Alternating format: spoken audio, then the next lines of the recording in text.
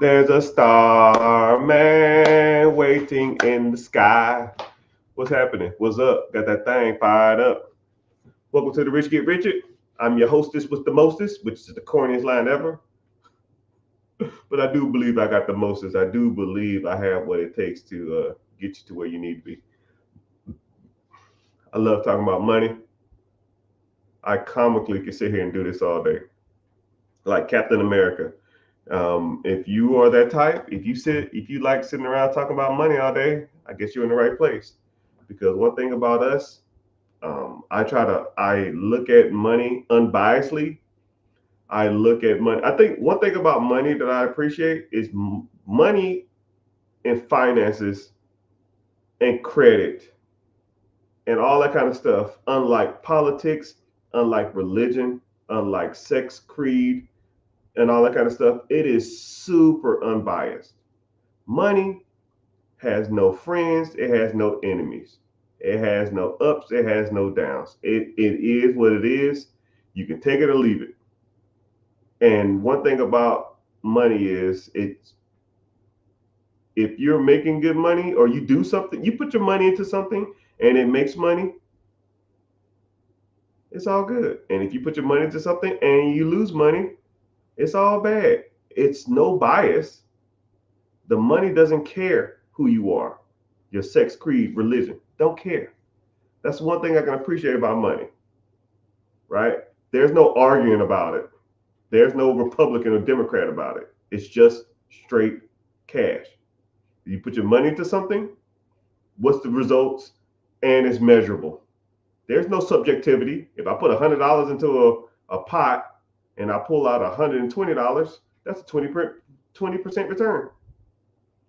There's no, oh man, what if it had made more? Well, there's no what if it made more. It's 20%. That's what it made. There's no bias. Stop overthinking it. Now, you want to continue to make 20%? Or do you want to try something else? About simple as it gets. But welcome in, everybody. Welcome in. I love talking about money. I love talking about finances. It's kind of late, though. Sometimes I come on late for those uh, people all throughout the world. And I don't know where you're checking in from. But if you want to give a shout out where you're from and say what you're doing and all that kind of stuff, or where you're from, it is what it is. But I like talking about different stuff. What happened, sir? I see you. Hey, we'll probably talk tomorrow. So let's get started. Welcome in. I'll let people trickle in. My name is Mr. Richard.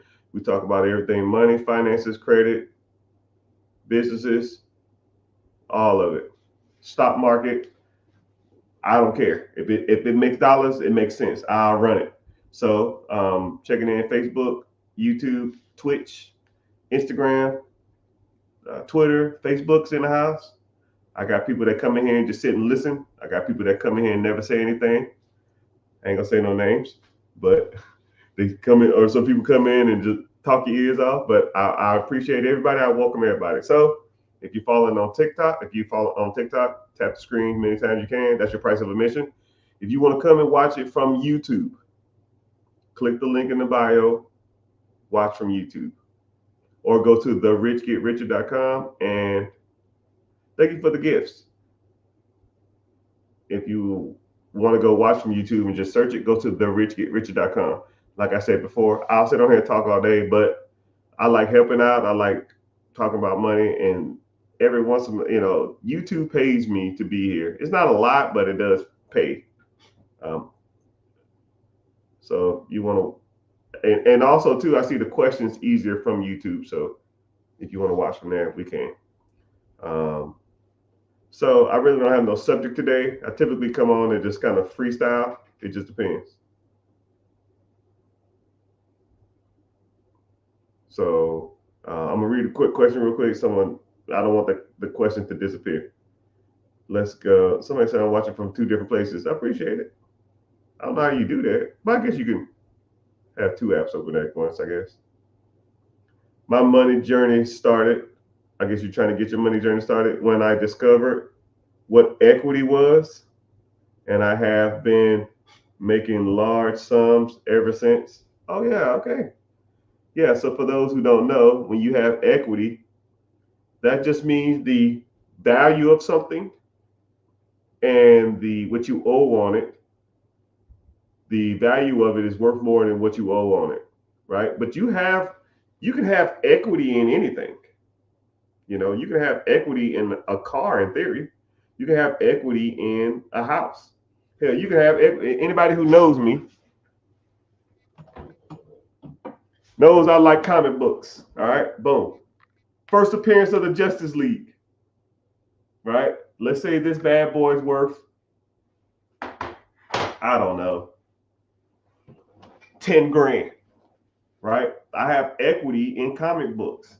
It has a value, it has a understanding, has a market. Somebody is willing to pay for it.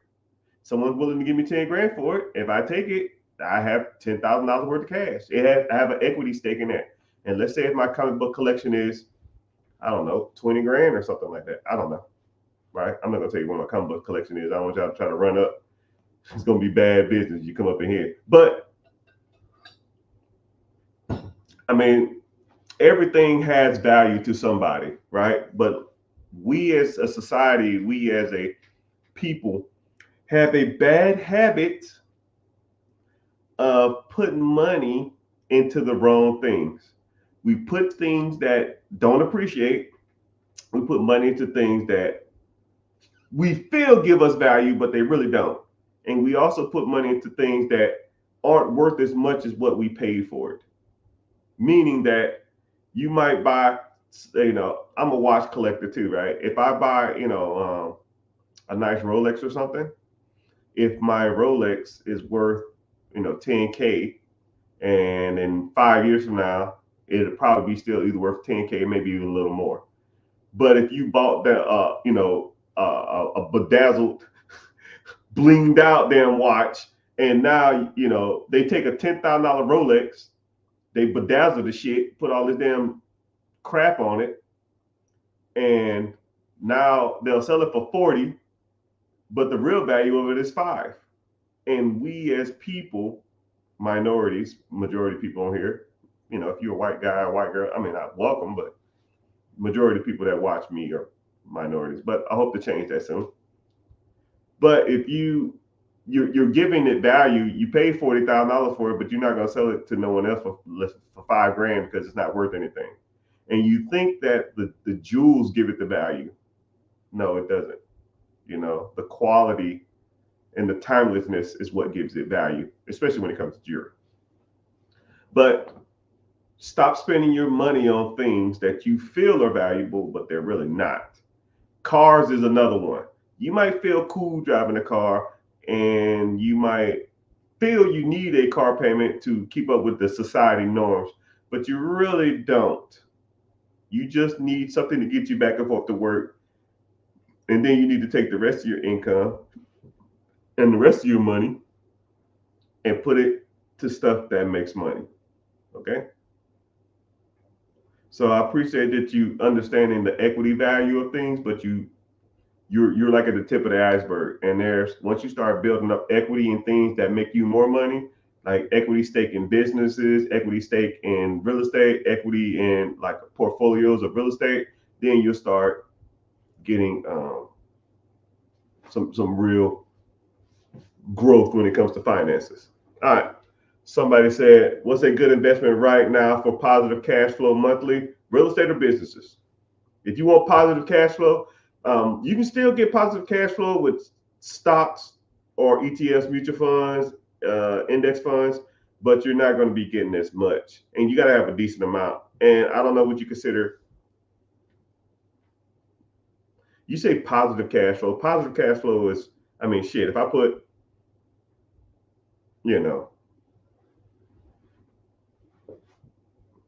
$500 into an account and it made 10% and I want to take interest check, I mean, that's $500 a year on 10%, which is, I don't know, $4 and some change a month, which you are making cash flow, but you're asking it kind of weird. You need to kind of set a parameter on how much cash flow you want, and then work your way backwards or work your way from there, right? So if you need $10,000 a month, okay, that's the start. Now that's $120,000 a year. Now what you do is reverse engineer it.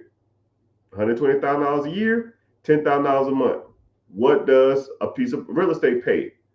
Let's say if a piece of real estate, you found a property that after your rent is paid or your mortgage is paid, the rent pays you $500.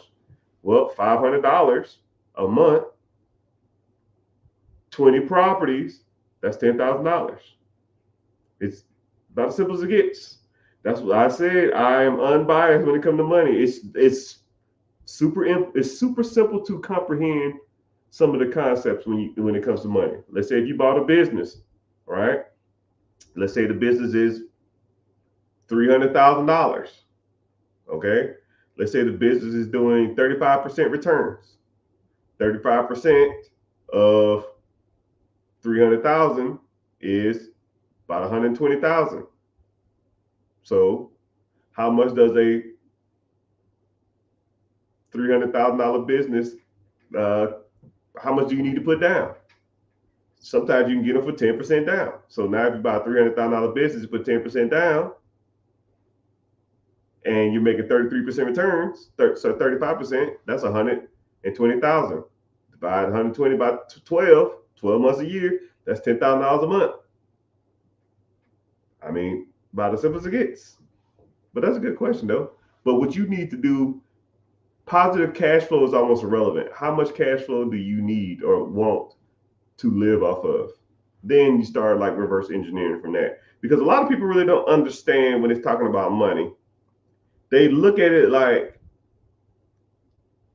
I'm going to give you a great analogy. It's almost like weight loss. You never should go to the gym and say, I want to lose as much weight as humanly possible, fast as I can. No, you won't lose weight thinking like that. You don't go into the gym and say, I want to lose as much weight as fast as possible, because you know what's going to happen? You're going to do it for 2 days, 3 days, 5 days a week. And you're like, yo, this shit don't work. It's not fast enough. And I quit. You should have goals and steps on how to get to those goals. And then that's how you get it done. You know? And a lot of people don't understand that. A lot of people just think that there's a magic pill that you just take and get, and it just happens. A lot of people have unrealistic expectations, and some people's goals are ridiculously high for where they start, which is kind of ridiculous if you think about it. Some people say, I literally get people come into my live, or some people send me DMs, and they'll literally say stuff like this. I got $10,000. I need to have $1 million by 6 months. You need pretty much a 3,000, 5,000 multiplier in 6 months. What? Hold on, what is the multiplier of 10,000? So 10 to 100, that's 10. 10, 10, that's 100x. You want me to 100 times your money in 6 months? 100 times. Wow. Wow, that's crazy. And people think that that's normal. And what's crazy is that if I say, that's unrealistic, and it's, oh, you ain't that good. What?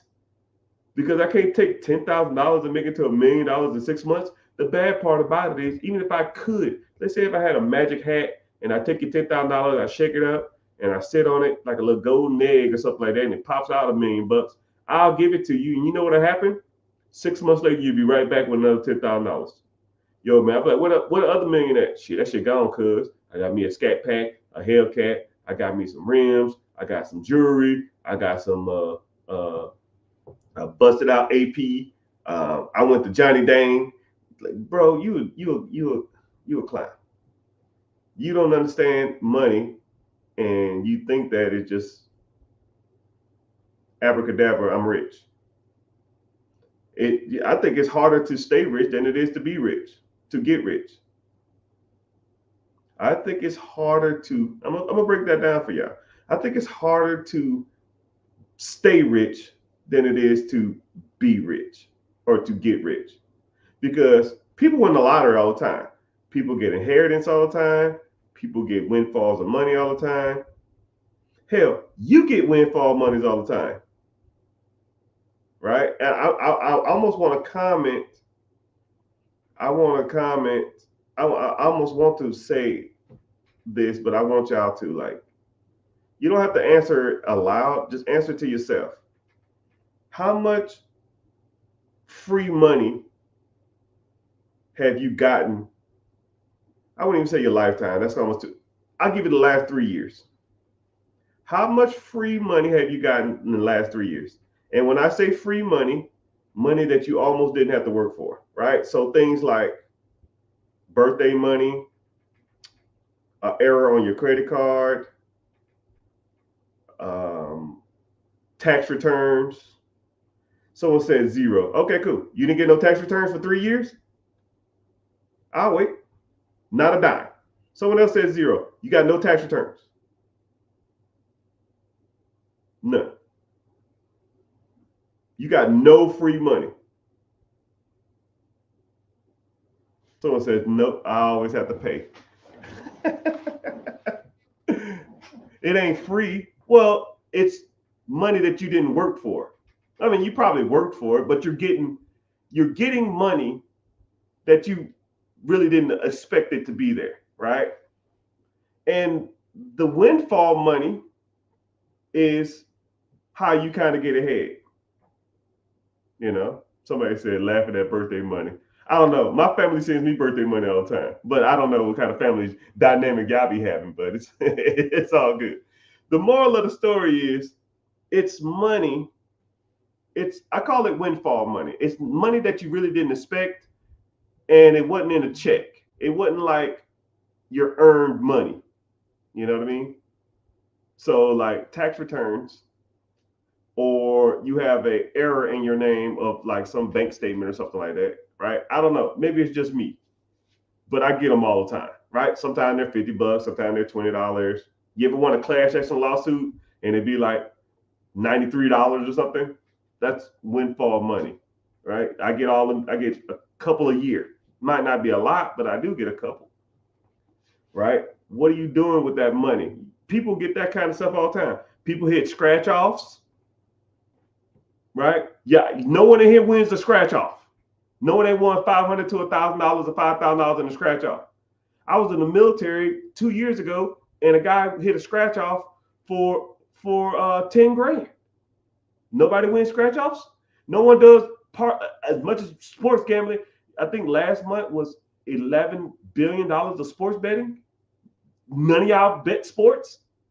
I mean, y'all not lying to me. Nobody hit their parlays. Nobody hit their scratch offs. Nobody said, yo, man, I owe you some money from a while back. Here you go. And paid you some money back that you didn't even expect it. Or you sold you worked on somebody's car or something like that, and they shot you a couple $100. Or you sold a car that was sitting in your damn driveway for months. You made $5,000, $2,000, $3,000 off that. Come on, y'all. Y'all not lying to me. Y'all not lying to me. But this is what's so crazy about y'all mentalities. Y'all don't even see that as income. Y'all don't see that as opportunity. There we go.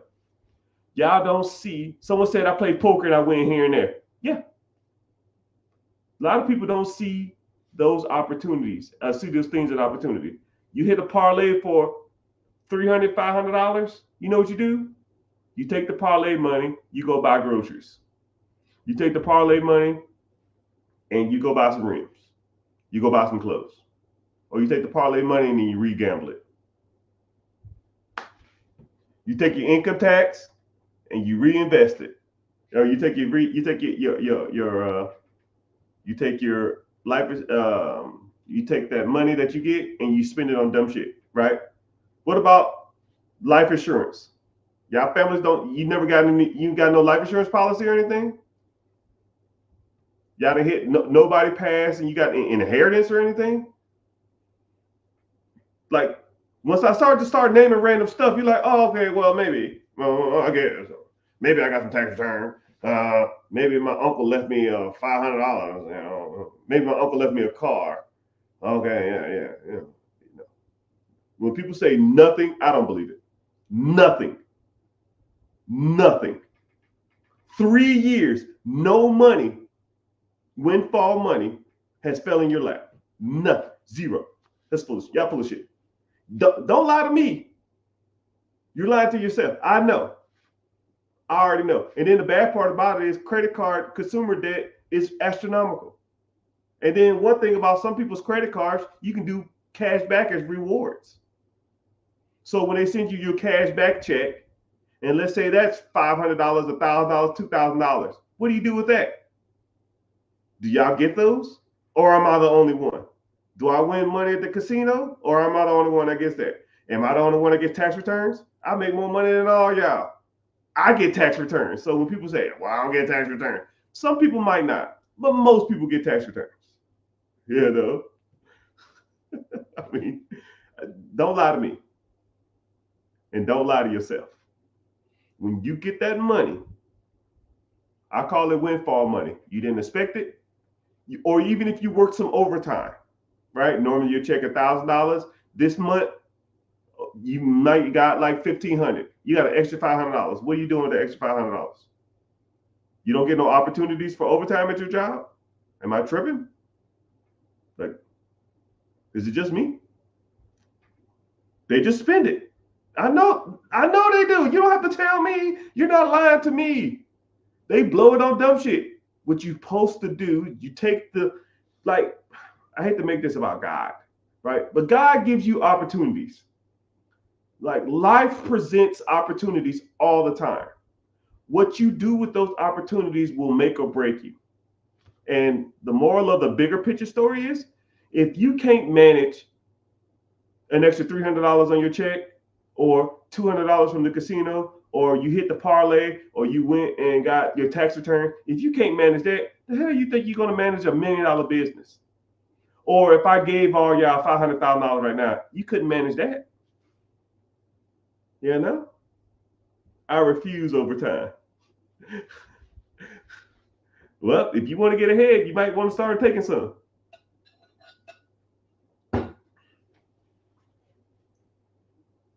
Someone said, what would you do with an inherited IRA?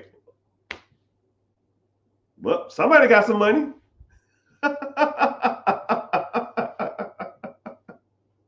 Hey, now at least you want to do something good with it. Yeah, you can take that IRA and blow it at the strip club and blow it on rims and Hellcats and or you could put that you could put that IRA to work.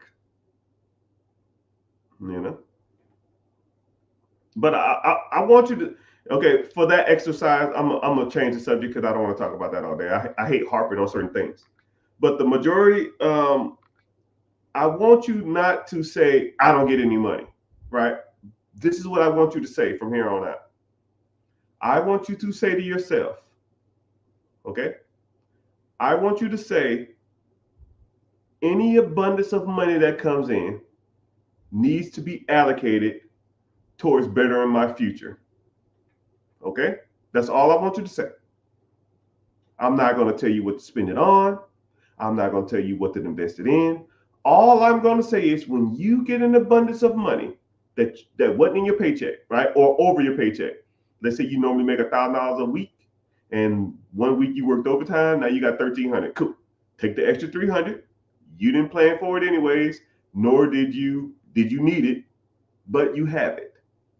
You're going to take every excess amount of money. Thanks for the follow. Thanks.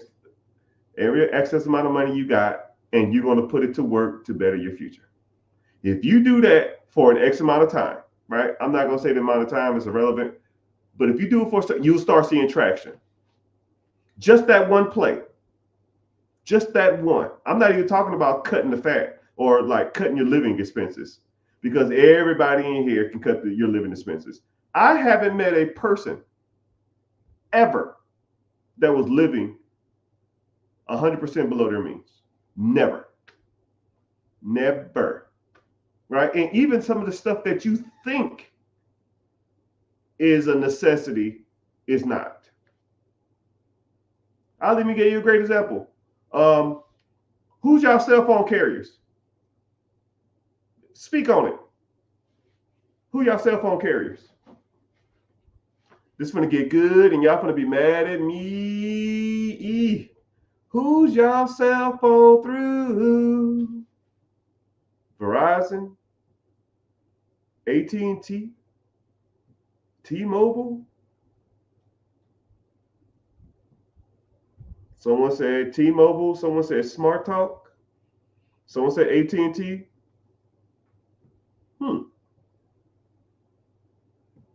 Someone said Spectrum. I didn't know Spectrum even made cell phones. That's crazy. T-Mobile. Okay. Okay. Smart Talk. Okay, here we go. Don't comment your number. I don't need your number. I just said your cell phone carrier. Here we go. Where are the Crickets? Where are the Mint Mobiles and where are the Smart Talks? Mint Mobile is $15 a month, maybe $20 a month, depending on where you live. Where are those at? AT&T, your bill is probably, if you so low, easily $80.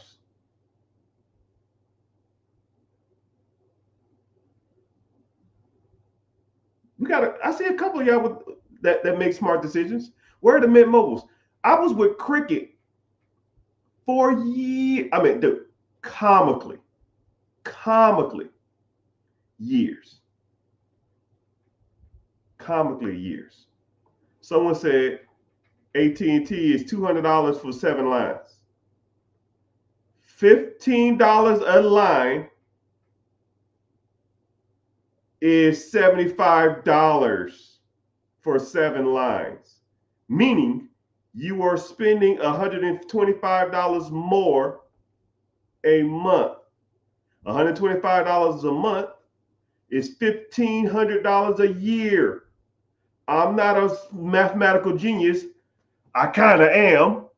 I was gifted at mathematics. I was diagnosed and gifted at mathematics in the 7th grade. Actually got qualified to be in Mensa, but I didn't want to pay the monthly or the annual fee. So almost $1,500 a year because you want to be with AT&T. $200 for 7 lines ain't a good deal, Playboy. But I'm the bad guy. And just off your cell phone, you're wasting $125 a month. I ain't even look at the rest of your expenses. I ain't even look at your Netflix subscription, your YouTube subscription, your Hulu subscription, your freaking cable bill, your internet bill. You probably got a land. You probably still paying for a landline or some shit. I ain't even look at that.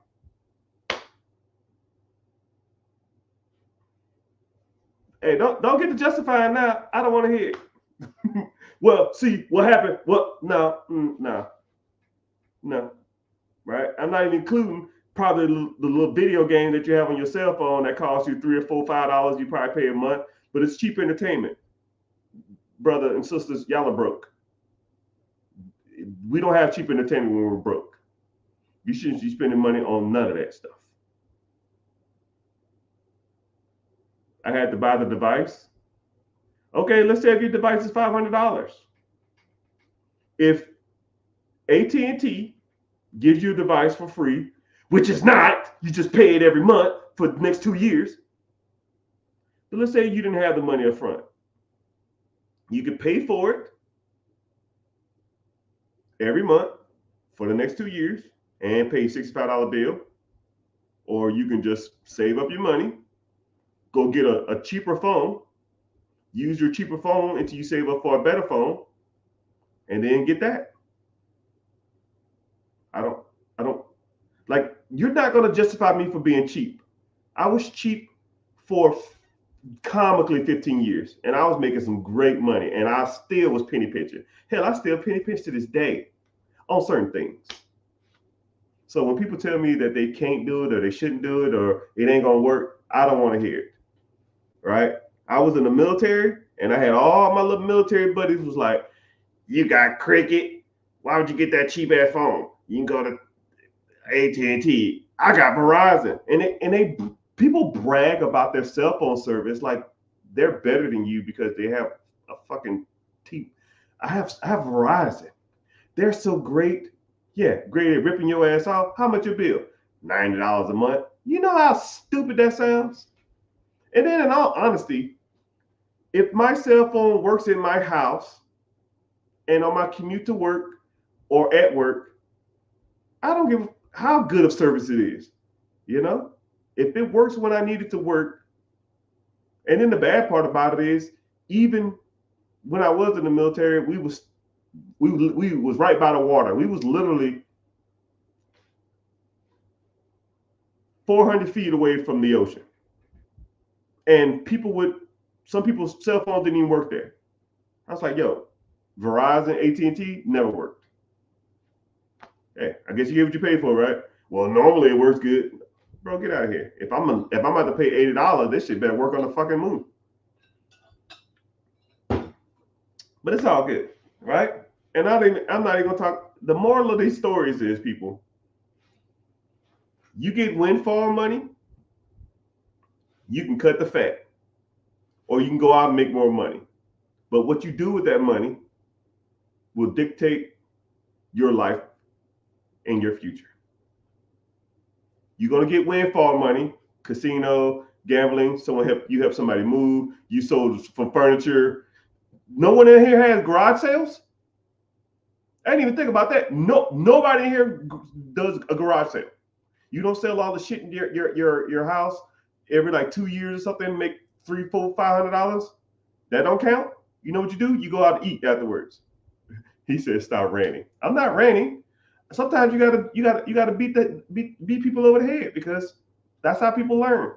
Sometimes you gotta come constantly drilling in people's head that you are messing up.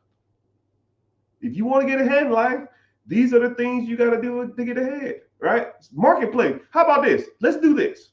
Let's do this. Everybody in here comment, because I have close to about 100 people in here over all social media platforms. Because I'm streaming on Facebook, YouTube, Twitch, Instagram, Twitter, and TikTok. Name ways you can make money as like a side hustle, or just something that you can do to make extra money, right? Somebody said sold stuff on eBay. Boom. Too easy. No one there sold stuff on eBay? Someone said Fiverr. You can't do voiceovers on Fiverr? Someone said letter writing. Great little side hustle, right? Write letters for people. Giving game live like this on YouTube. Washing cars. You know, digital marketing, tutoring, walking dogs. You can walk people's dogs. You can babysit. You can do people's hair. You can cut hair. Someone says stick up people. No. Don't listen to him. But the moral of the story is, everybody can do this stuff. So you're going to get windfalls of money, which means that you're going to get some taxes. You're going to probably get some inheritance. You're going to get, you won a casino game or something. You did a sports bet with a coworker and you hit for $200. You know, those monies come all the time. Then you get other monies that come in called cutting the fat, cutting your cell phone bill, eating out all the damn time, cut YouTube Premium, Hulu Premium, Netflix, the NFL package, cut that shit, and then get some side hustles going. Walking dogs, Turo, damn car washing, digital marketing, walking dogs. If you do those three things, take all the money for those, put it into something, I promise you, you'll start getting some traction, right? And that's almost a minimum. Every single one of y'all should be doing that, right? And that's just me talking from a perspective of not having a lot, and that's what I did. Years ago, I had antennas. Hell, I still got antennas. I have a damn 90-inch TV in my living room with a freaking antenna on it. A freaking antenna. I ran the shit through the wall. I ran it up through the ceiling. I drill a hole. I put some silicone on it, and I put a big antenna on my roof. The antenna cost me $70. I got 65, 70 channels on it. And I get my locals and I get my sports, ABC, NBC, CBS, and all that kind of crap. And I even get some, and then and then what I can do too is I can get what's called air channels. Air channels is like satellite channels. So I do air channels and then I do cable channels from the satellite. The air channels is another 100 channels. So I got pretty much 150 channels for free. And y'all out here paying for cable. Come on. Come on. Come on. Now, just because I have the money doesn't mean I want to spend it.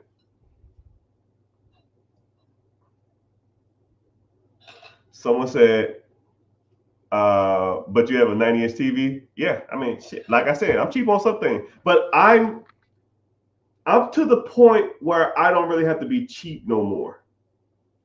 And if you're not at that point, then you need to be. Okay? It is what it is, man. It is what it is. I mean, I can't be cheap forever. I said talking about the missus about this, and we have like, I always like, I have like a struggle, right? This is some like inner deep thoughts too. If y'all want to talk about it, y'all want to hear this. This is the mindset of a millionaire, right? I've been cheap my whole life.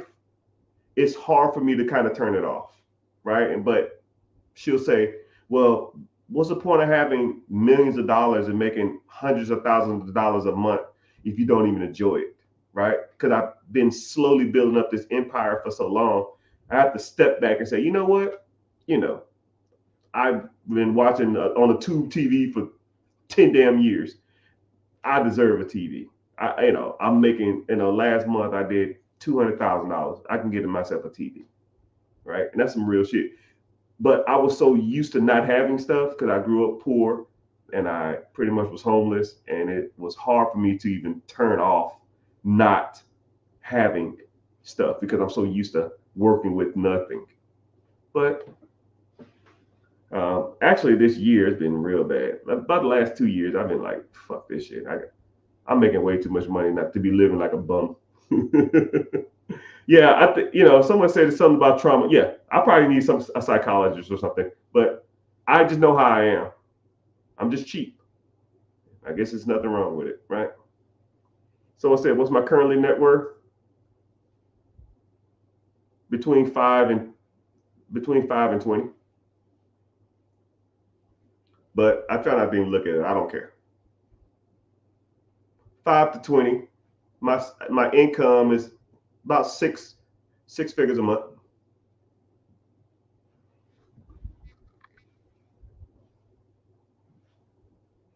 Oh, okay, I see you. What's your last name? Or what's your first real name? Or I one of the other. You got bread. Yeah, I'm not broke. But what's crazy is that um, about 70 to 80% of the money I make goes to other investments. So I'll take, let's say if I do 100 grand this month or something, I don't damn know. Say if I do 100 grand this month, I take 70 grand and invest it. So I don't even live off the money. My goal is $100 million. Yeah, you. My goal is $100 million.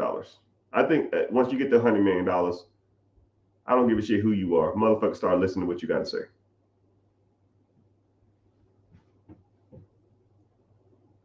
$100 million is my goal. On this track, I'm in my 40s now. 50.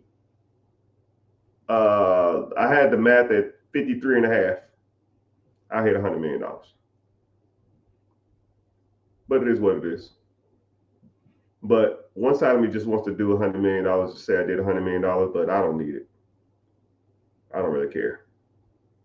Oh, what's up? Oh, I submitted your stuff too today, so just letting you know. Okay. But I gotta hear from my one of my assistants. They go to bed early. They don't work at night. I did it at night. So in sales or investing, is the majority of mine in real estate, bro? I'm so spread out. It's ridiculous. So I'll give you kind of a quick synopsis if you want to know. When I first started in 2008, I started buying houses. I bought my first house with a VA loan, 0% down, because you can get VAs if you're a veteran. You can get a house with no money down. I bought it. I rented it out to three guys. I had three roommates. It was 4 bedrooms. $500 a piece was their rent. 555. That's 1,500. My rent on that was my mortgage was $825. So I made $550. So this is a lot of people think that's a win, but I'm gonna put you on some more game. I always like that example because a lot of people think that that was a win, but I'm gonna show you how you should have did it because that's what you did. If I bought a house with zero down, I got three roommates. They paid me $1,500, $500 a piece, right? There's a few ways you can go about it, but I want to see how y'all would do it because this is the way I did it, and this is the way you should do it. You make $500 a month per person. That's three people. That's 1,500. Your house payment is 700. Sorry, 825. So you make $575. So some people would take the 575 and live off of it to cut their living expenses. That's failure number one. That's trash. Then some people would take the 575 and invest it. I mean, would y'all do that? Just whatever you're making in profit, just invest it. And a lot of people say, yo, that's a good offer deal. And then some people say, we'll take the $575 and pay off the mortgage earlier. And that's if debt servicing 101 rule. If your debt is making you money, why pay off the debt?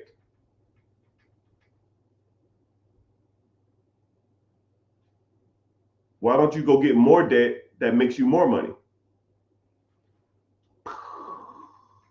And then some people say, well, save up the $500, 575, and go buy another house, which I could. Or I'm already living in the house. They're my roommates. Why don't I just pay the 575 like no one lives there? Now I can take the whole 1,500. Now I save up $1,500. And let's say if I had to buy another house at $10,000 down. If I saved up $1,500 a month, how fast would I get to $10,000? 6, 7 weeks, 8 weeks, maybe 6 weeks. Then I can start looking for another house to put $10,000 down on. And then this is what's crazy. Let's say I moved into that other house. Now I can do an FHA loan. The FHA loan is 3.5% down. $100,000 house, that's $3,000. $3,000 is 2 months worth of rent.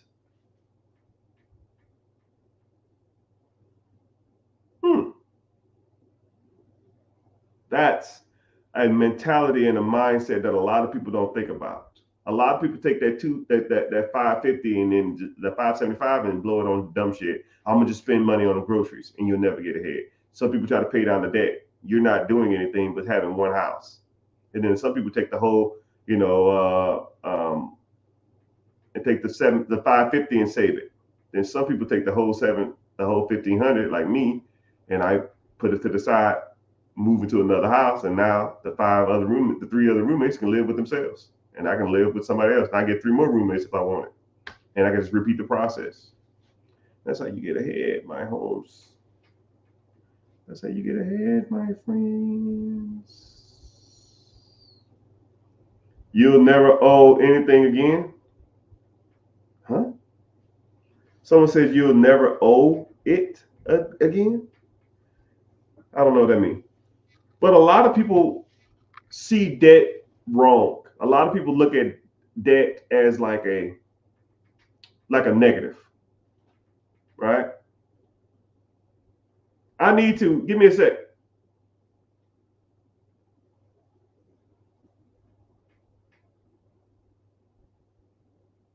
Yeah, a lot of people look at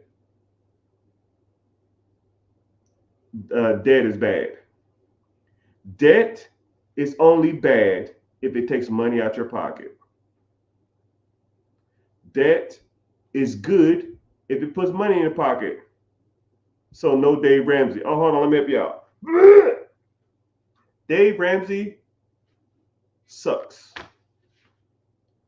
His methodology will keep you from being rich.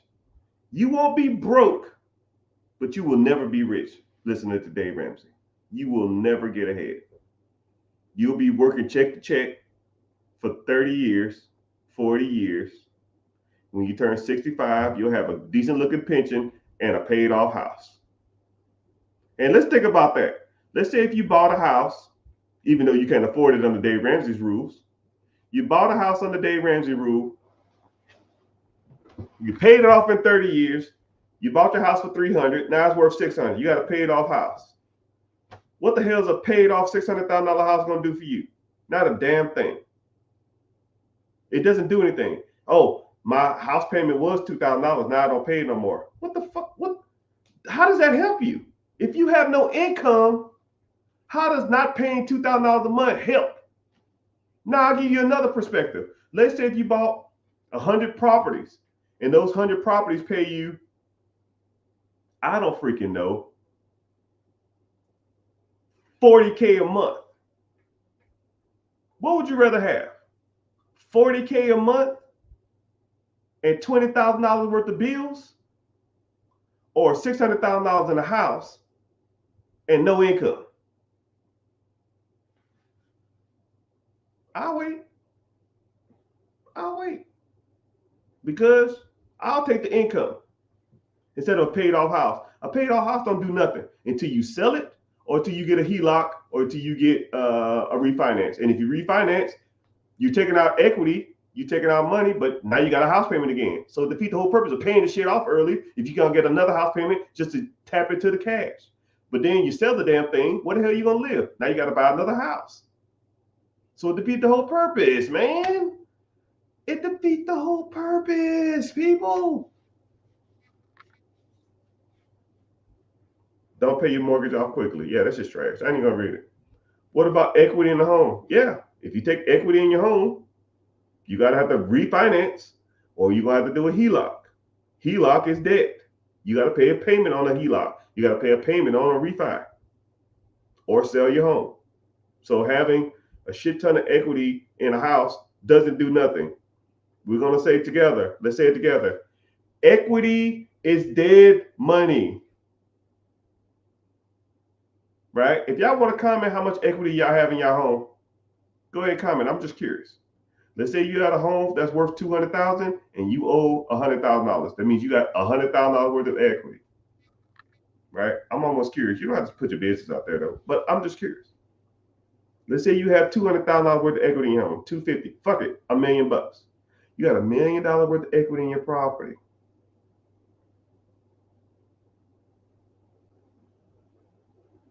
How is that making you money? $2 million. Hell, $5 million. You bought a house, you bought an apartment complex in the damn 90s for $200,000. Let's say that shit's worth $5,200,000 now. How is that making you money? right? I would hope that you apartment complex you renting it out. But let's say you bought a house. I don't know. I'll make it easy. Say you bought a house, $200,000, and now it's worth $5,200,000. How is a house that's worth $5 million that you pay $200,000 for making you money every month? If the answer is not, then that's your answer, right? A lot of people focus on the wrong things. Dave Ramsey methodology focuses on like equity and paying off your house and getting out of debt. Debt is not the problem, people. Your understanding of debt is. There's two houses. One house costs me $1,000 a month, and the other house makes me $1,000 a month. I bought both of these houses for $100,000 using a 0% interest loan. I put zero down. One of these houses I live in, one of these houses I rent out. One pays me $1,000 a month, and one takes $1,000 out of my pocket. They both are the same house. I paid the same amount. I put the same amount down. One makes me money. One takes money away. One is good debt. One is bad debt. Dave Ramsey says all debt is bad. You're a fucking idiot. If I have a tenant, he pays my rent. And the bad part about it is Dave Ramsey owns like 400 houses. How does he not even comprehend this? He's an idiot. It's stupid. It doesn't make any sense. How do you have a house that pays you a couple $100 or $300 or $500 or $1,000 a month? The tenant's paying on time. You know, how's that a bad deal? Right? Now let's say you have 5 properties. Now you're making $5,000 a month or $60,000 a year. Hell, 10 properties at $1,000 a month. That's $10K. That's $120,000. You have 10 properties that pay you $1,000 a month of profit.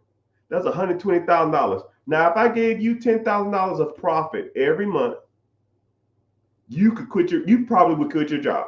By show of hands, put a fire emoji or a boom emoji or whatever.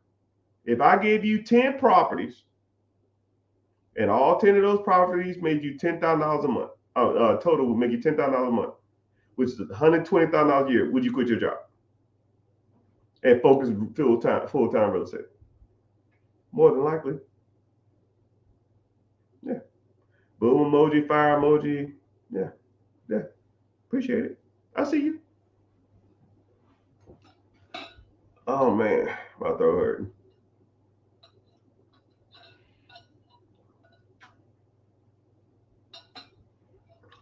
Someone said I thought equity was the goal. Yeah, listen to Dave Ramsey. Equity is the goal. Equity does not make you money. Equity is dead money. It just sits in the house. It does nothing for you. It does nothing for you. Only way you can tap into equity is by having one of 3 transactions: a sale, a refi, or a HELOC. Only way you can tap into equity. And to do any of those 3, more likely you're going to accrue more debt. You sell your house, you got to go buy another one. You get a HELOC, that's debt. You get a refinance, that's debt. But Mr. Dave don't like that. So you just sit in your home equity and pay up your house. You're 60 years old, 65 years old. You can't get a refinance. You can't damn afford it.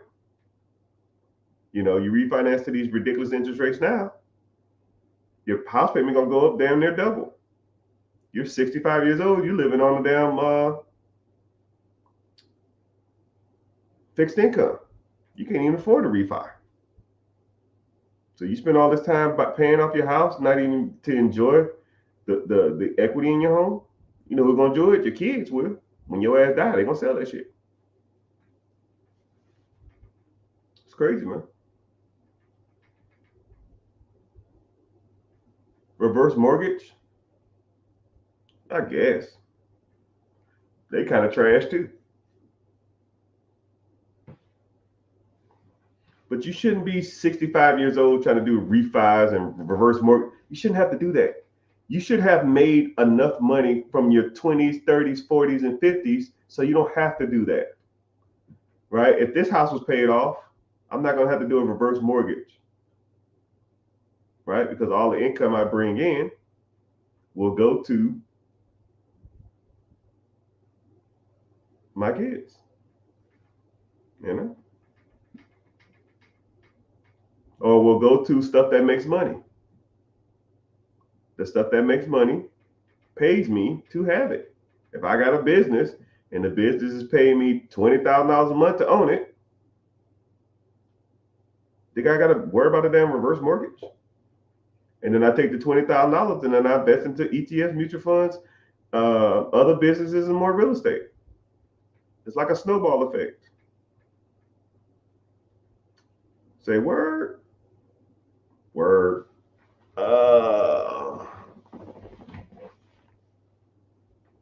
Someone said the insurance policies on the houses in Florida are crazy now. Hell yeah, they are. Yeah, a lot of insurance companies are leaving Florida. I bet you it's going to come a time when nobody's going to insure houses in Florida. So it is what it is. Someone said tax sheltering as strategies. Well, since I own a tax company, right? I mean, we could talk about that stuff all the time. I don't really try to get into the tax thing a lot.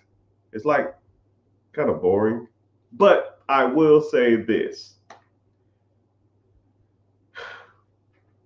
People who make decent money, their objective is to not pay Uncle Sam their money. You guys probably pay more money in taxes than I do. It's because there's ways to benefit from the tax code,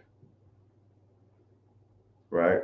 Just like if you want to talk about like section 179 of the tax code, buying a vehicle over 6,000 pounds reduces your taxable income. Straight nerdy stuff. If you have a business, hire yourself as a manager of your business. Instead of you making all the income from your business, which is capital gains tax, 30%, you hire yourself as an employee. Employee tax is 8 to 12%. So now you reduce your taxable income by 20%. I mean, there's tons of ways to do stuff.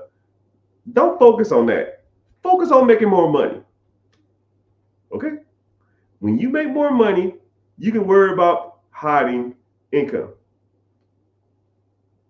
You know, or depreciation of investment properties, or depreciation of equipment on the businesses you own, or depreciation of the buildings you own if you own the business and the business, you know, stuff like that, right? But I'm telling you something. Focus on, like, there's a lot of people, like, I have like debates with people. People will say stuff like to me, well, when you set up you shouldn't even have set up an LLC. You should set up an S corp. You should have set up a C corp. You should have set up a sole proprietorship, and you should have did it this way. And I said, well, instead of worrying about me, the business structure, because I can always change that. I can't always change me focusing on making money, right? Some people, I've known people spend 6 months to a year trying to focus on the proper business structure, right? Dude, give me a LLC and a EIN, and let me go out here and get some funding. Let me go out here and raise capital. Let me start putting some real estate and some shit in there. And then you 6 months in, and I got the perfect bulletproof business structure. Mother trucker, I bought 6 properties in that time.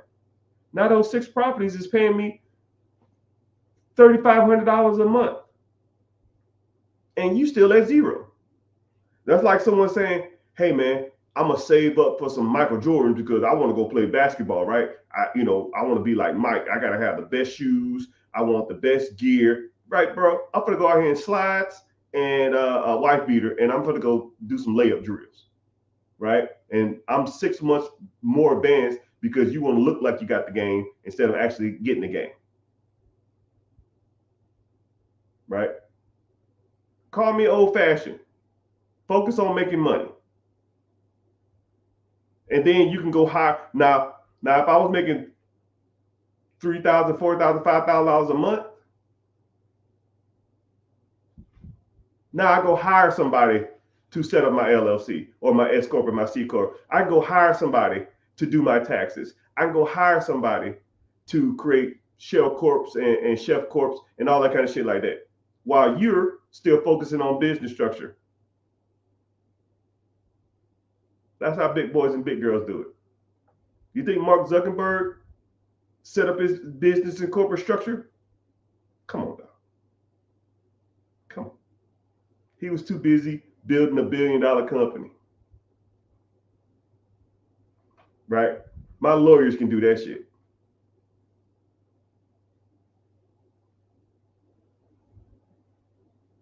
We talk about retention rate. I don't even know what that is.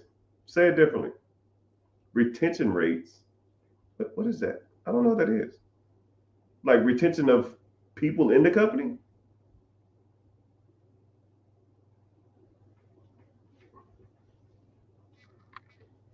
After having income, what structure do you prefer? Depending on the business, my guy. Depends on the business. Sometimes you don't need, all that crazy stuff. Sometimes you just need some simple asset protection or liability protection. Just depends, right?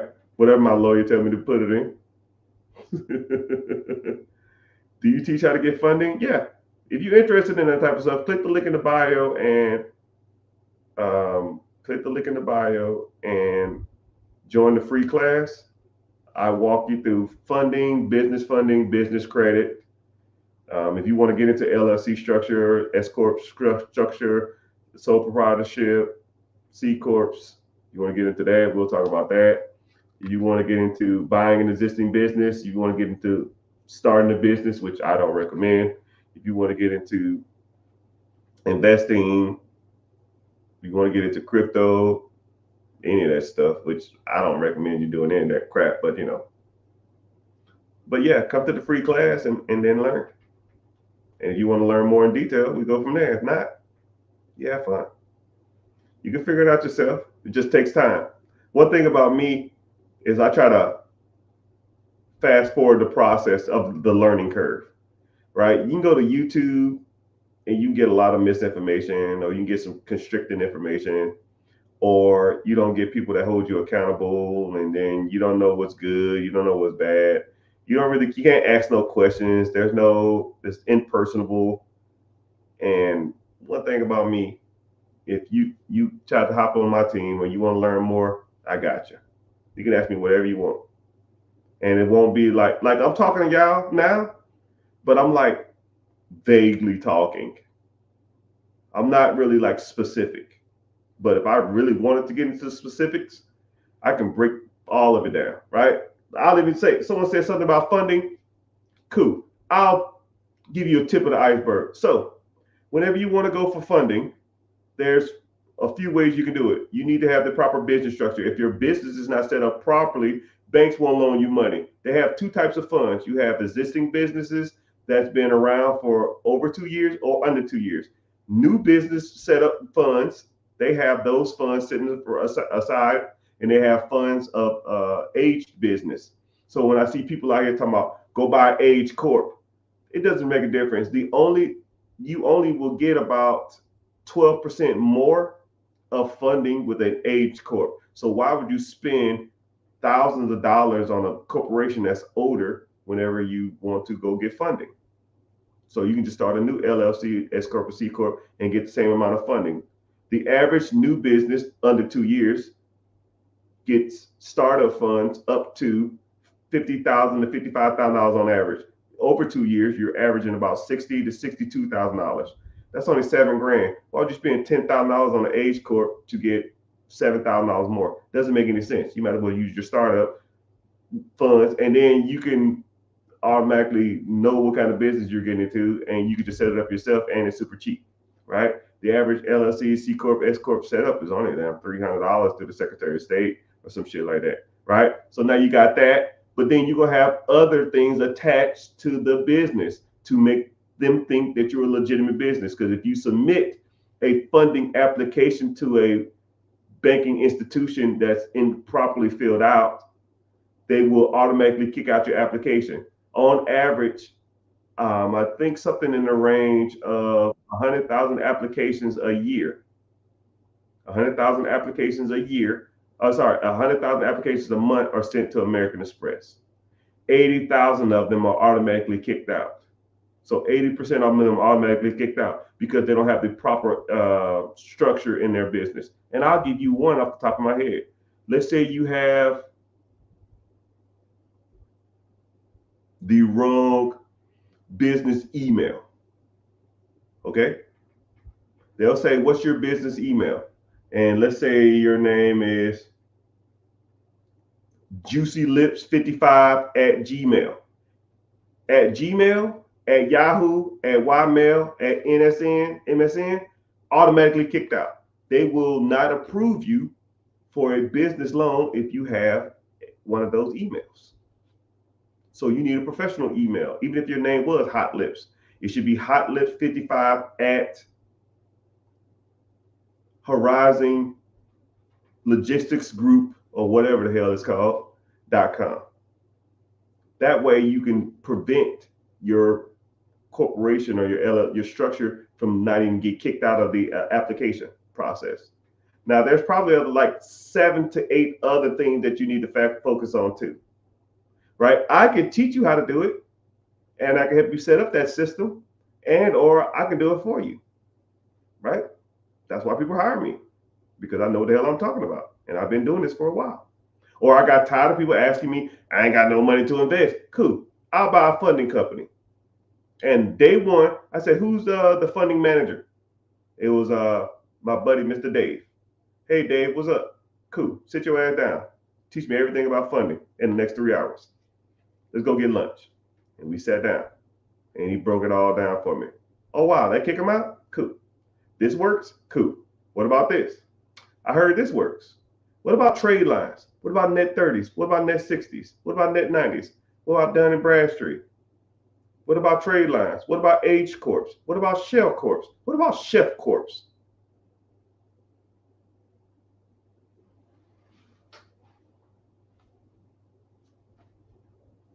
And I gave you that for free.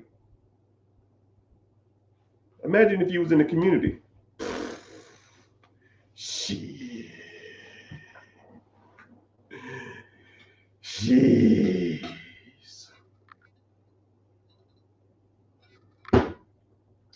But it's all good. Thank y'all for being in here, man. Y'all checking in. Let's see what we got going on. YouTube, thick as always. I got like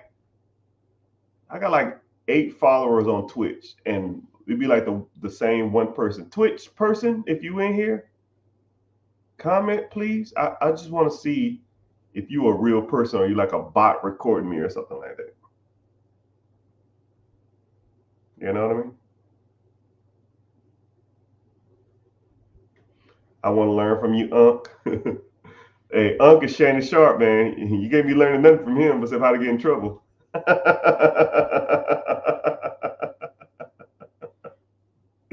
What should you put your location for if your company's out of state?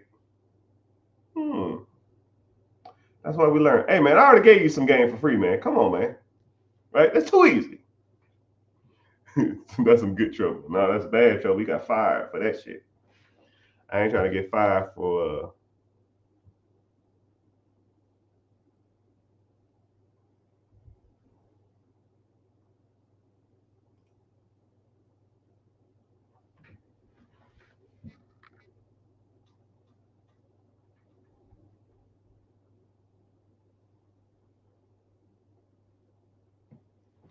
oh, my bad. I was reading something. Somebody owed me some money and they playing around. I'm about to flip out. It's a little light something, but it's all good. A little 18 thou wow. But it's all good. Yeah, someone said free class. Yeah. Click the link in the bio. It's called Be Your Own Boss. Sign up. 3 pieces of information. I'll text you before we start. And if you find value in it, cool. If you don't, it's cool too. It don't make me no difference. You want to move forward, we move forward. If we don't, you don't. I represent, baby. Somebody still holding on. Much appreciated. I'm out. All right, man. Take it easy.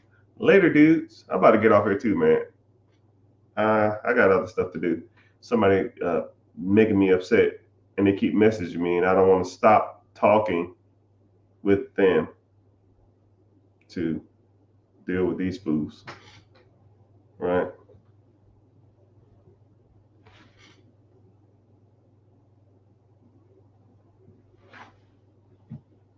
Yeah.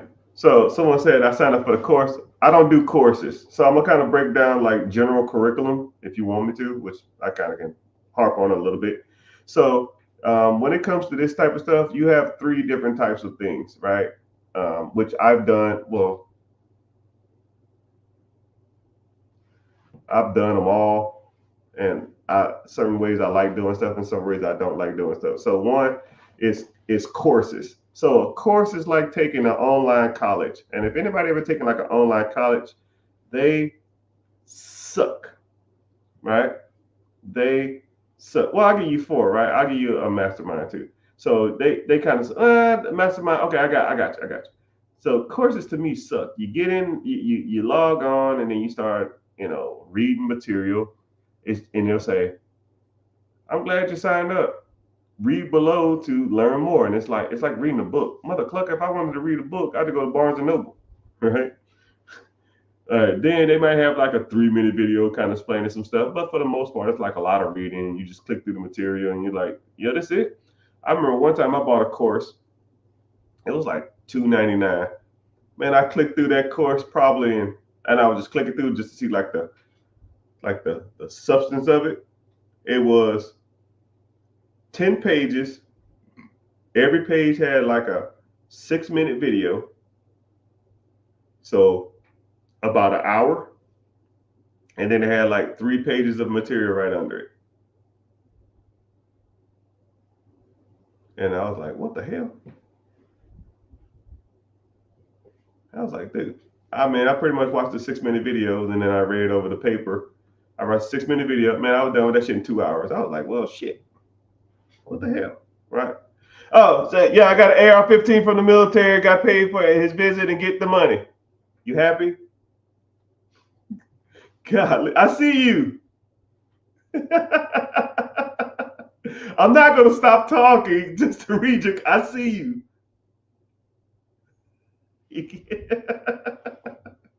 But yes, that's what courses are, right? They're like self-taught. I really don't too much care for that. But then you have what's called like an in-person event or a mastermind. Okay, so the masterminds is like you go to an event. Myron Gordon or whatever the hell his name is do a lot of these events. There's a lot of people that does it. Tony Robinson, Grant Cardone, they do a lot of these, right? You go and meet and you pay your, $300, $500, $1,000 to do a meet and greet, $2,000 or whatever the hell their cost, and then you meet the people. You eat some food, you do some networking, you get hyped up over the weekend. They give you a lot of information. A lot of it's not practical, and then you just like, you get home, you hyped up, and you try to apply some of this stuff, and then you're still just as lost as you was before. And then after like 2 weeks later, you forget you was at the event, and then like it's just behind you. And that's how the public speaking class, mastermind stuff typically works. And then you have like ongoing detailed coaching. And that's pretty much the most effective way on how to learn this stuff, right? Is where you bring up the information. Uh, you meet the person and they give you guidance over a specific subject, and you ask them Q&A, and then you meet with them at a designated time and you discuss your wins, your losses. And to me, that's the most effective way you can do it, right? I'm not going to say it's 100% fail proof or it works for everybody, but to me, being held accountable, collaborating with multiple like-minded people, and then um, using that network and that system of people and talking to people who've done it before to get ahead is probably the best way to do it. If you had to do it, right? Some people try to figure this stuff out on their own. One thing about me, man, I'm gonna try to fast forward that process, right? If you don't know anything about setting up a business or buying real estate, and you're gonna try to go do it yourself, you're gonna spend years and way more money than you would if you just say, "Yo, just go here and do this," and then it's you know that's how I did it, and then now you kind of learn. Right. Someone talk about mentors. Someone said I paid to fly to Utah to meet Chris. Yeah, I have a part of a coaching group. I was supposed to go up there and meet him. He's based in Utah. I'm supposed to be on this podcast, but it is what it is. If I get there, I get there, man. It's all good. Welcome in, Instagrammers. Welcome in, Facebook. Damn, Facebook bumping kinda. And YouTube, TikTok, Twitch. Welcome in. We're talking about money, finances. I'm not gonna stay on here too much longer, but a couple more questions, and then I'm gonna bounce. What if you want to just comment where you're from, and I can tell you if that's a good place to invest or not. I can talk about that. If you have any questions over starting a business or buying a business, we can talk about that. You want to talk about real estate, buying your first home. You can talk about buying investment properties. You can talk about just general investing, stock bonds, mutual funds. You want to talk about crypto, even though I hate it. We can talk about that. Buffalo, New York. Yep, good. Good for businesses and good for real estate. It kind of got a little more expensive lately. North Carolina, you can make a small fortune. Connecticut is real good. Nashville, trash. Good for businesses, horrible for real estate. If I was in Nashville, I would drive an hour north to Kentucky. Better real estate to me. That's just my personal opinion, though. You want to talk about mutual funds? All right, cool. So a mutual fund is a collection of stocks that have mutual interests. So if you had like 10 energy companies or 10 car companies or 10 ones that this person wanted to invest in. Are birth certificates on the stock market? I don't know what that means. Don't come in with no conspiracy. I don't want to hear that. I don't know. When you're born, your stocks are. No, I don't know nothing about that. If it is, I'll take your word on it. I don't know nothing about that. But a mutual fund is just a collection of stocks. But every brokerage house, the Charles Schwab, the Fidelity, the Goldman Sachs, T. Rowe Price, all of those have um, different fees, and they have different rate of returns. So depends on what kind of mutual fund you want to invest in, and they can do what's called a no load. Well, it's kind of weird nowadays. You can almost do no load. So back in the day, you have to get what's called a UUA or UAA waiver, because to invest in a mutual fund, you have to have a minimum down payment requirement. And then they waived all those due to the Fair Trade Act, giving every individual the right to buy and sell stocks and not make it like the big boy club. But I think it actually helped a lot for everybody. So, but yeah, mutual funds are good. ETFs are good and index funds are good, right? Just look at the fees and look at the annual returns, 5-year returns, 10-year returns, and what's called a life cycle return. Life cycle is how much money it produced over its lifetime. And if the index fund or the mutual fund or the ETF or whatever hasn't even been around for more than 10 years, bounce. It ain't even worth it. Like I've seen funds that was doing like, let's say, lifetime or since inception, which is another terminology that he used. Since inception or since the lifetime of this fund, it did 28%. You're like, oh shit, 28%. When was this fund started? 18 months ago. I was like, oh, get out of here. Yeah, man. Boo. If it ain't over 10 years, you don't have a track record for me, man. So hopefully that helps with your mutual fund journey. But I can break down ones I like and which ones I don't like, right? But I don't tell you what to invest in. I just show you what I like, and then if you want to go with that, then you can go with it. But I can show you how to read the charts and numbers and stuff like that, which makes it a whole lot easier to comprehend. Because it's just simple math, right? 10 is more than 8. 15 is more than 12. I mean, about so what's gets. Mutual funds are ETFs with higher fees. Yeah. Yeah, mutual funds typically have better and longer track records than most ETFs too. So it just depends on you. It depends, my friends. Depends, my friends. So you can accumulate $10,000, $15,000. So you accumulate $10,000, $15,000. What's the best would be take 1,000 to get the best advice to start investing.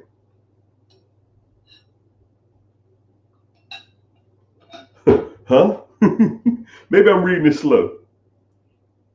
Best things you would be to take 1,000 to get the best advice to start to invest. No, I read it right. You accumulated 20 grand. Best thing, best thing, best thing would be to take 1,000 to get the best advice to start.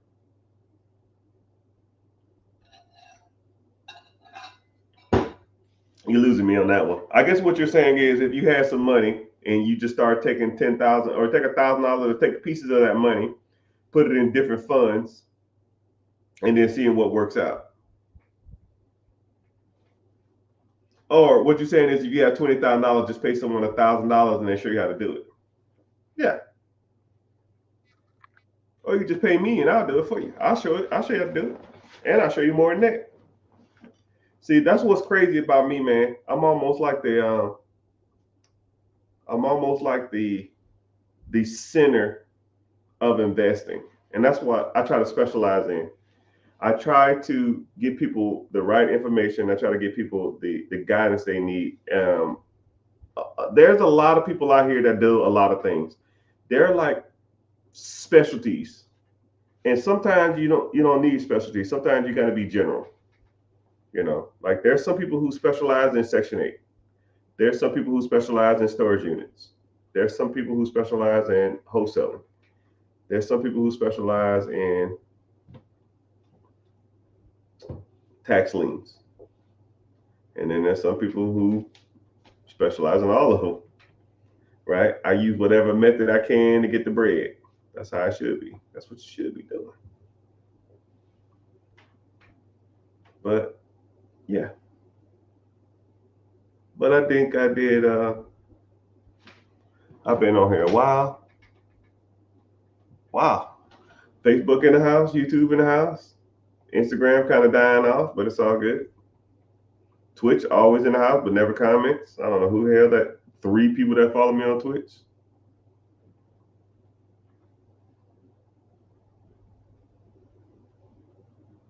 Can I elaborate more on how me and Ludacris got to a fight? I'll keep it short. I'm gonna ask this question and I'm gonna answer this rent question over here, and then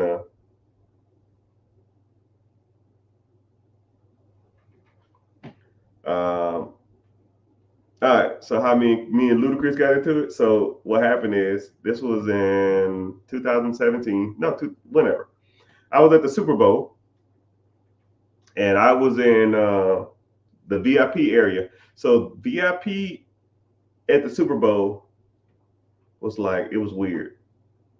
It was like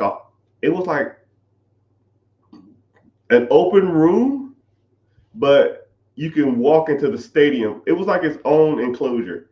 It was like you walked into the steps, but then when you walked out the steps, there was like a sitting lounge. So when you go to a football game, you'll see like there's no like lounges because that's where like the average person sits. But at the VIP area, you sit in like the lounges. And then there's a lounge, and then there's a cocktail waitress and stuff like that. There's cell phone chargers. You can go over here and buy merch and stuff like that. And it's like real laid back. Like it ain't like what other people experience, right? It ain't just a whole bunch of crowded people and just standing around and looking crazy. Like no, you can actually just sit in the lounge and watch it from the game. And which people was doing. It was kind of weird. If people were sitting, they didn't want to be. They want to be there. They didn't care about watching the game. Like it was a glass wall 5 feet from the right, and you could see the game. But they would sit there and watch it on TV. It was kind of weird. So I was charging my phone because my phone had died, and because they had like a whole bunch of cell phone charging ports, but it was like one of those like blocks that you plug all your stuff in. So me and the missus was standing there, and she's a huge Ludacris fan, huge, knows all his songs, whatever. And all these other celebrities are walking by. Who was Mark Wahlberg? He was cool. We saw Shaquille O'Neal, Dominique Dawes. No, not Simone Biles. That's who it was. Simone Biles. I saw her. She was little, man. She was like 4'5" or some shit. Look, President Bush Senior was in like a Professor X wheelchair, and wow, it was crazy. He had so much security, but a lot of football players, a lot of basketball players, Chris Tucker, Snoop Dogg, Outkast. I mean, T.I. Me and T.I. was sitting right next to each other. He was right, like the VIP lounge area we were sitting in. And I was sitting, sorry, T.I. was 3 seats down. Lil Bow Wow and Jermaine Dupri was 1 seat over. So Bow Wow was 1 seat over from me. And he has a big ass head. That's a whole nother story. Anyways, so we sitting in the lounge. I'm charging my cell phone, and here comes Ludacris. But Ludacris was behind Akon. So we stopped, and I said, Akon, can I get a photo? So I took a picture with Akon, and he said, yo, let's face the light. Because he was dark as hell, man. I thought I was dark. That dude was black. So we faced the light, and then I said, oh, man, thanks. I gave him dap, and I backed up. And then Ludacris was walking, but I backed almost in front of him. And then, but my wife was kind of like walking around me to get to him because she was a huge fan of him, right? She was like, I'm gonna get a picture with Ludacris, man. I'm just gonna say, hey, let me catch a photo. So I was backing up, and then she was walking around me, and he said, hey, man, watch where you walking. And I said, oh, man, my bad. I didn't see you. I was just taking a photo. And then he was looking like he was like kind of being disrespectful. But then my missus was like standing right in front of him as me and him was like having like this stare off. It was kind of weird. And I was like, all right, man, my bad. And he was just like looking at me like I'm crazy. And I'm just like, hey, man, don't get fucked up. Just because we got a little money up in here don't mean I ain't from the streets. I'll check your little ass out. Right? So I was looking at him like that for a sec, like what you want to do? But he had like security around or something like that. And so then he starts walking a little more, and then my wife called him, and then my wife's like, hey, Ludacris, I'm a huge fan. And she pulls out her cell phone. She already had a cell phone in her hand because she was taking a picture with me and Akon. So she said, hey, can I grab a quick photo? And he says, I don't take photos with So I vaguely remember what he was saying. It's something like nobodies or something like that. I don't take pictures with nobodies, but I couldn't really decipher what he was saying. And then she said, like he kind of mumbled, and then she was like, "Oh, it'll be quick" or something like that. And he said, "Didn't I say get that fucking camera out my face?" And then now I'm upset. Now I'm gonna go ludicrous on this motherfucking guy. And I said, "Hey, yo, watch your motherfucking mouth, or I kick your ass." And we had another stare off. We just looked at each other, and I was like, "Yo, I'll fuck you up, dude." And he looked at me for a sec, and his security kind of walked over between us. And then we just stared at each other for like a couple seconds, and then he just walked off. He like backpedaled off, but his security was between us. I said, "Man, you a bitch." And then I said, "Yo, he's standing right." Like now he like 3 feet, like five, 6, 7 feet from us, but he was standing there looking for where he needs to go sit. He came late, but I already knew where I was sitting. And I said, "Hey, take a picture of him now. He's standing right there." And my wife pulls up and takes a picture of him, and he's looking out the corner of his eye like this. Like he was pissed because he don't like taking photos, which I didn't know he didn't like taking photos, because if I knew that, I would have not fucked with him. But because I got home and I looked it up, and I was like, "How is Ludacris an asshole?" And it's like Reddit posts of everybody saying, "Yo, he hates taking photos with people." That's just the way he is. I didn't know that shit. So, anyways, we just take a picture of him the whole time. Like he was just like this. He was looking at us out of the corner of his eye like this. Like, "I'm gonna fuck y'all up, but what you gonna do, dog?" He a little guy too, man. I'll kick his ass. But that's a whole nother story. So ever since then, I've been like, fuck Ludacris. That's why I don't fuck with Ludacris now. And that's why I'm gonna tell y'all something too, man. Never meet your celebrities. Never meet your idols. People that you idolize, people that you think are cool, people that you think that are so nice. They're assholes. Or they're weird as hell. Right? I've met a lot of celebrities. Ever since I started getting a decent amount of money, I met a lot of celebrities, and a lot of them are weird. Weird, weird, weird. Or this is what's crazy. A lot of them smell weird. Uh, Cameron Diaz, I met her. Worst BO I ever smelled in my life.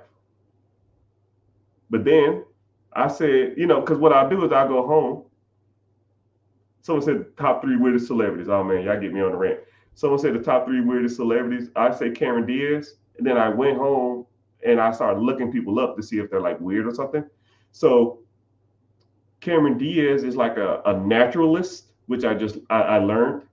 She's a naturalist, so she likes her body to be natural. She bathes in just water. She doesn't use soap. She doesn't use like lotion. She doesn't use like deodorant. She doesn't use like shampoos. She just bathes in like water. She showers in water. I didn't know that until I met her, and I said, "Damn, that bitch."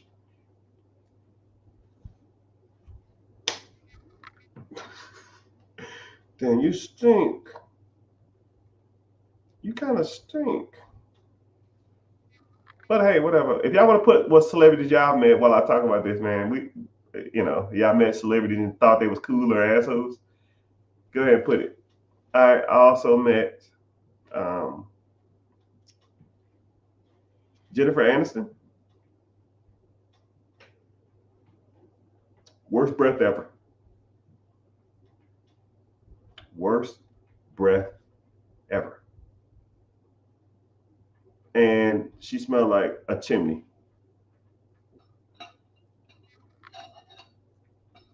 I also met Princess Leia before she died.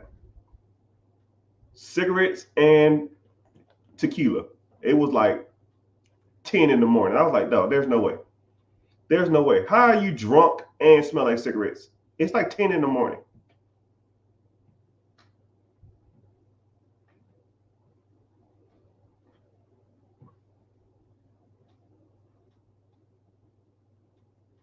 I met Mark Wahlberg. He walked weird, but besides that, he was cool.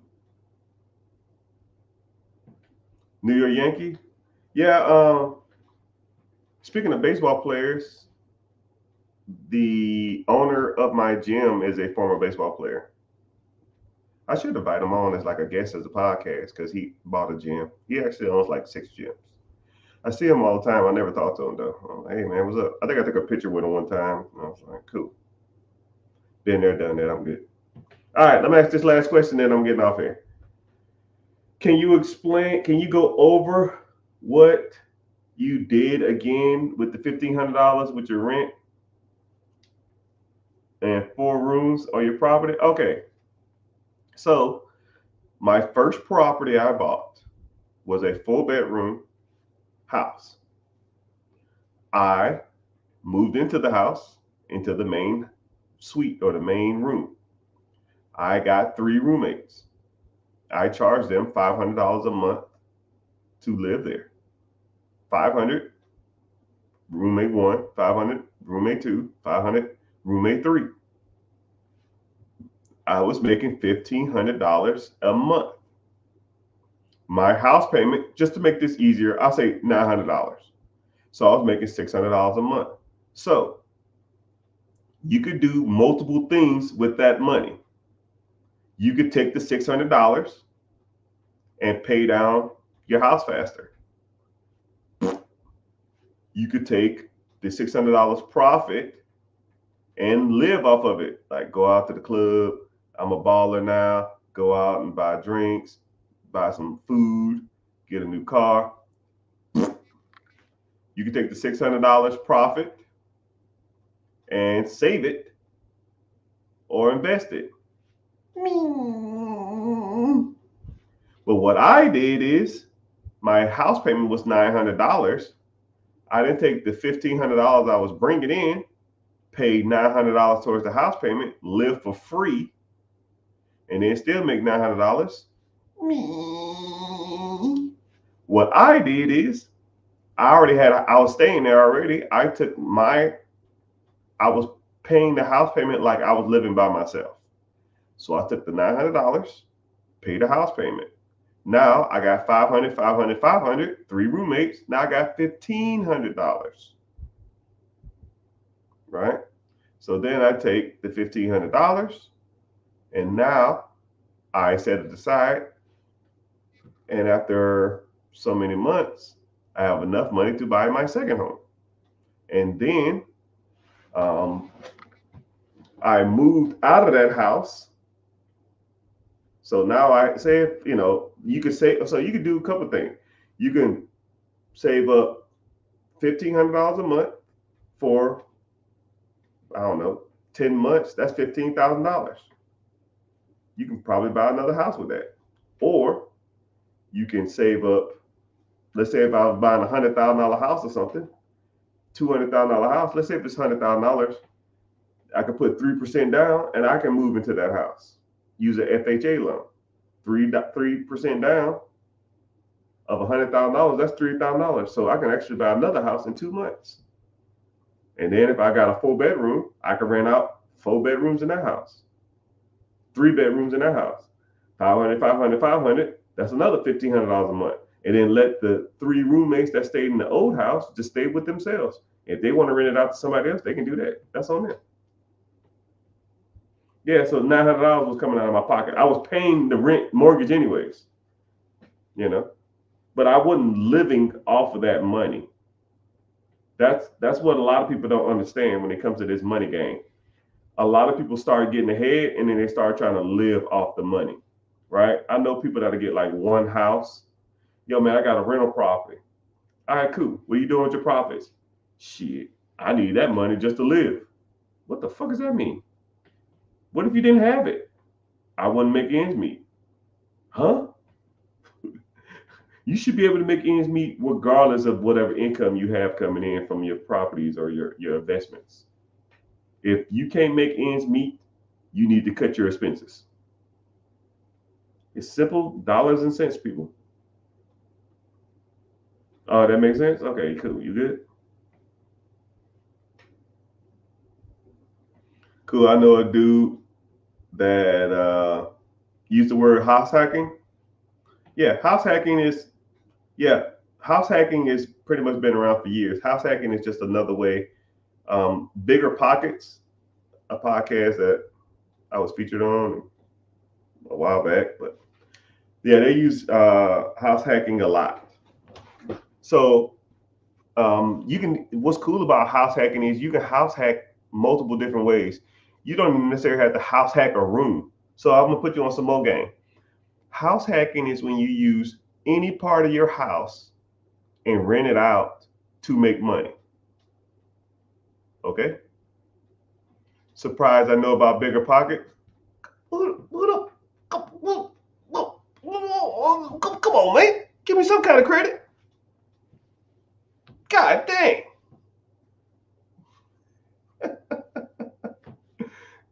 Hey, man. Like I said, they say I'm the GOAT. I just got to prove people right every day, every once in a while. All right. So, yeah. So, what I was talking about. So, house hacking is when you use any part of your house to produce income. So, for example, a lot of people don't know or don't even think of it like this, right? You can rent out rooms of your house, not as people for rent. You can rent out rooms of your house for entertainment purposes. So let's say if you had a spare bedroom and someone wanted to do like a podcast there, or you could rent out your room and you set up a podcast stuff. People come in there. You have the camera, you have the tripod, you have the lighting, you have the soundproofing, and people record for like 3-4 hours, and you charge them, $100, $200. You can do that. Let's say if there was a person who was in a band and they had to store their band equipment in your garage. You can rent out your garage. That's technically house hacking. Let's say if man, my head itchy. Let's say if you uh, damn, I lost my train of thought. But yeah, you can rent out portions of your house or even rooms in your house for all kind of stuff. You know, it just depends. It depends on you and your situation and your comfortability level. Or a lot of times people that don't want to leave their car in like a storage unit, you can rent out your room, your garage to store somebody's car while they're going out of town or going out of the country or something. You can do stuff like that. There's multiple ways you can make money. I guess technically house hacking. I had some good ideas though on what you can do. I brain farted, so it don't make me no difference. I forgot. How many businesses you register under one address? As far as I know, as many as you want. I got a few of them. So, what if you put an addition onto your house for Airbnb? The cost is the cost tax deductible?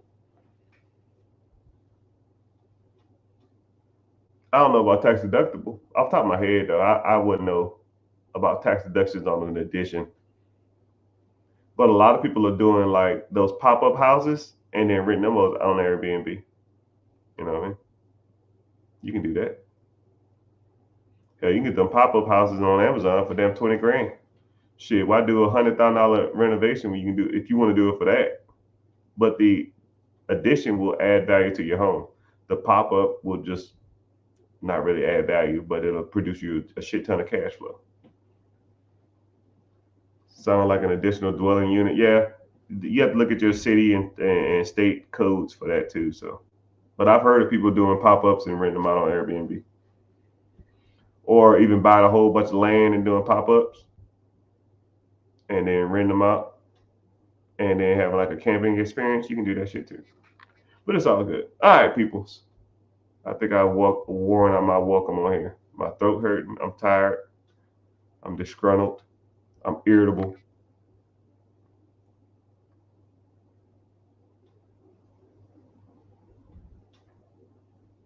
Huh?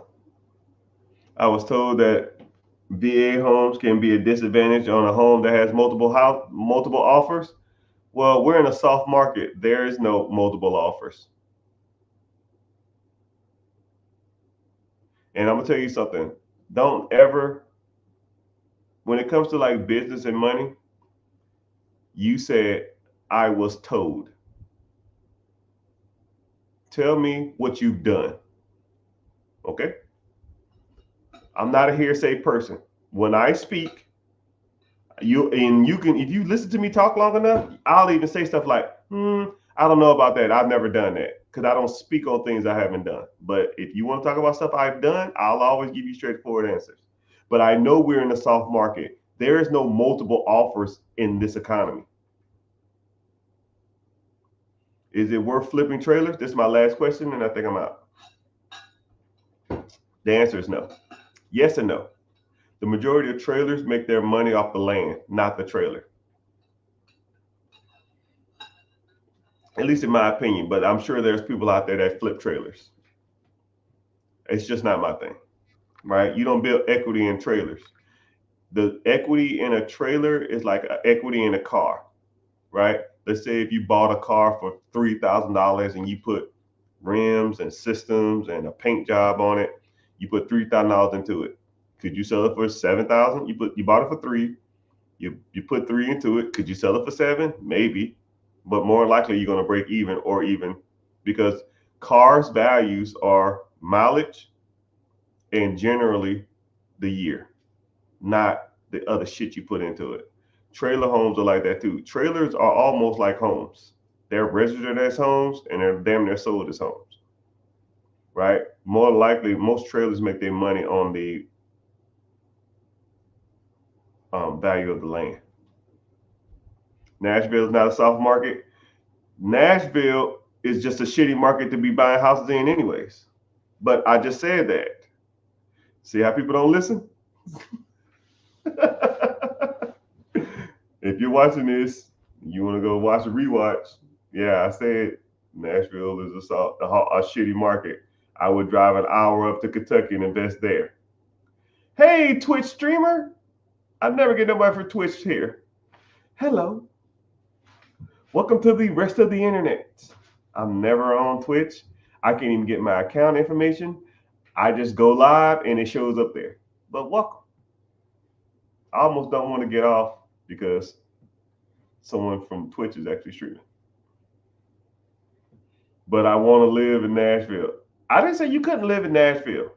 You don't have to invest where you live. I got rental properties 1,000 miles away. Pick your poison.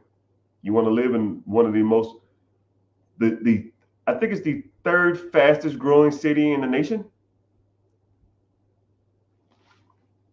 I think Colorado, Denver, and I think it was Houston.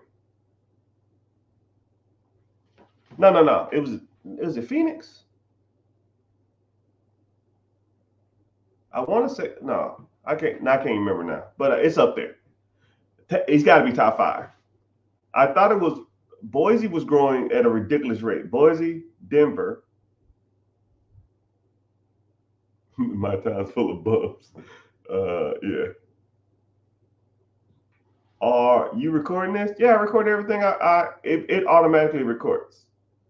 So I use the clips for other stuff too. So if you're watching this on a clip or something, it just depends. I don't really put the clips on a rewatch, but and I record my lives, and on YouTube you can go to rewatch lives, and it's already there. As soon as you get off here, you can go rewatch this now. But do I offer a mentorship? Can I do the rewatch? I just answered, yeah. You go to YouTube and do a rewatch. But what town are you from? I'm talking about a bunch of bums.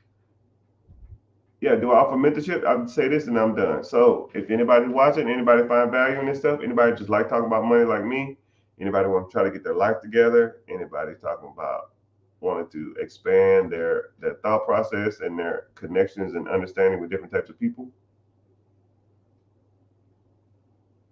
click the link in the bio, join the free class.